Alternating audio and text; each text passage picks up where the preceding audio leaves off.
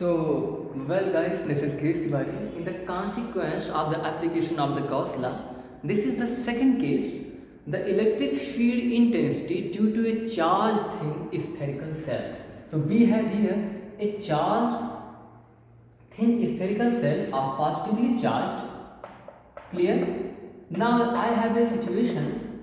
What will be the amount of the electric field from this cell? Say at point P. This is the point actually outside from this sphere. And second case, what will the amount of the electric field intensity in the interior of this thin charged spherical cell?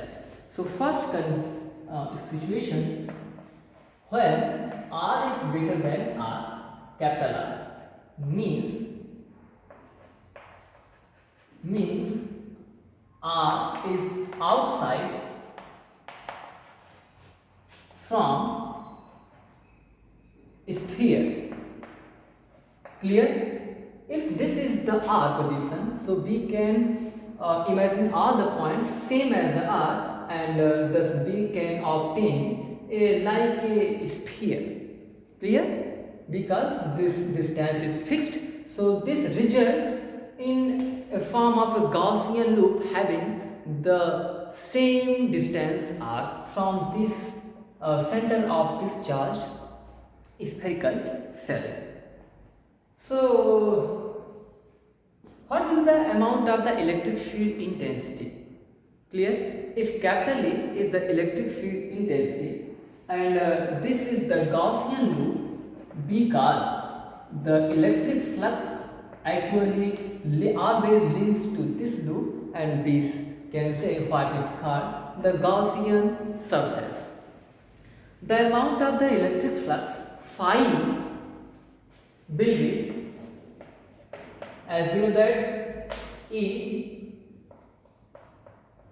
surface integral of E dot dA means EA cos theta.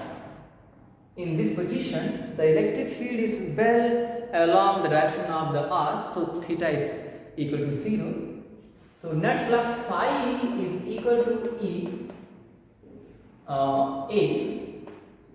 Clear? E into A means 4 pi R square. This is the area of the spherical cell. 4 pi R square of radius is small r, phi E.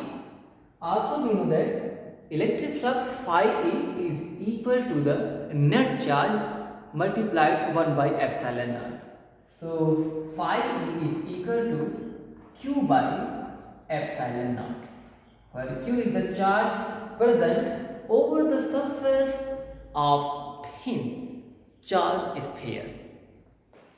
Here we can calculate that the electric field E is equal to Q by epsilon naught into 1 by 4 pi R square.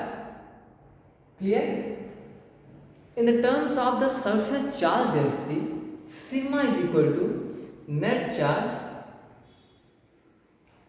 Surface charge density is equal to net charge sigma net charge Q upon the area of this spherical cell is 4 pi R square. So Q will be, what will be the Q? Q is equal to sigma into 4 pi R square. So sigma into 4 pi R square by epsilon naught into 4 pi R square. Clear? So we can calculate, and this is 4 pi to 4 pi cancel, sigma upon epsilon naught, and this is capital R square by small r square.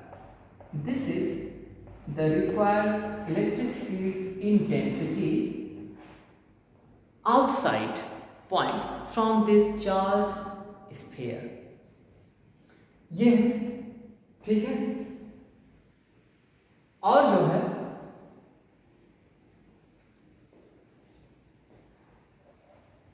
एक ऐसा point हम consider करते हैं जब वो point इस charge thin sphere के अंदर हो, जैसे कि हम मानते हैं इसके अंदर यहाँ पर कोई पॉइंट लेते हैं और इस पॉइंट पर हम यहाँ हमारे पास ये डिस्टेंस स्मॉल r है और मैं इसके अलाउ में एक कोई गॉसियन लूप लेता हूँ।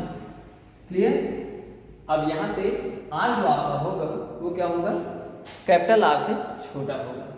तो हम ऐसी स्थिति में R less than capital R, so what will be the flux phi is equal to E into 4 pi R square, clear? And also phi is equal to Q by epsilon naught, and this is equal to E into 4 pi R square. You well know that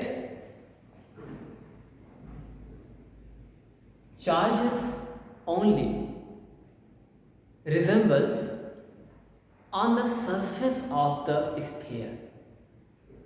There are no electric charges present inside the sphere.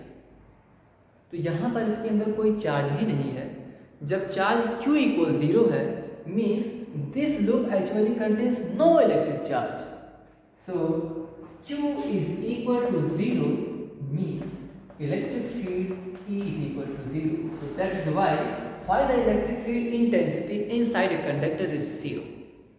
This is the main reason that inside there is no charges is actually present. The charges thus actually setups on the surface of this sphere. I hope आप सभी को समझ में आया होगा। तो इसके inside में इलेक्ट्रिक फील्ड इंटेंसिटी 0 होती है। आगे के लिए आप बने रहिए और इस चैप्टर से कुछ बेहतरीन क्वेश्चंस हैं हम आपके लेकर आएंगे। तब तक के लिए नमस्कार, जय श्री राम।